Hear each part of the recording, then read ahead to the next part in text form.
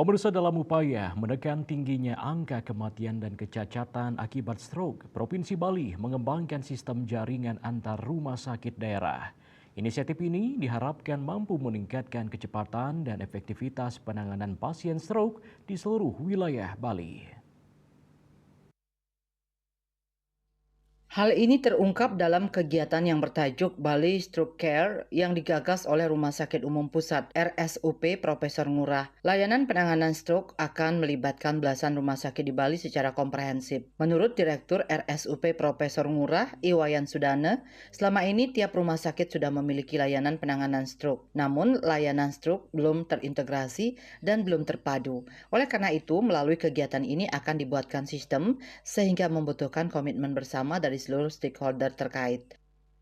Kenapa kita perlu membangun ini?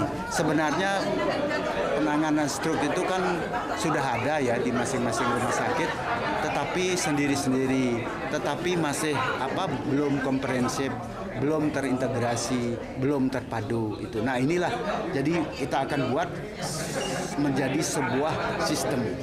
Nah dalam membangun sistem ini kita membutuhkan komitmen bersama di semua stakeholder yang terkait. Jadi terutama ya rumah sakit, fasilitas pelayanan kesehatan ya.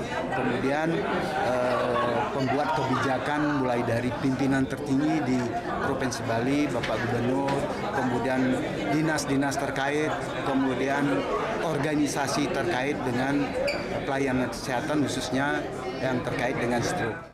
Sementara itu, Kepala Dinas Kesehatan Bali, Inyoman Gede Ano menyatakan stroke merupakan penyakit nomor 2 tertinggi setelah sakit jantung, sehingga stroke masuk dalam prioritas agar dapat dikendalikan.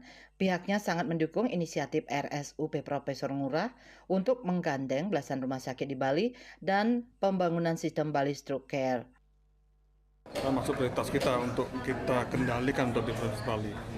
Dan terkait dengan keberadaan dari tadi stroke care dilakukan Pak Dirut, yang jelas kami sangat mendukung pemerintah Provinsi Bali melalui Dinas Kesehatan Provinsi Bali dan pemerintah Kabupaten Kota melalui Dinas Kesehatan Kota dan seluruh rumah sakit daerah di Bali, termasuk juga beberapa rumah sakit vertikal, termasuk yang rumah sakit dari Udayana, rumah sakit Bayangkara, rumah sakit Angkatan Darat itu kita support betul.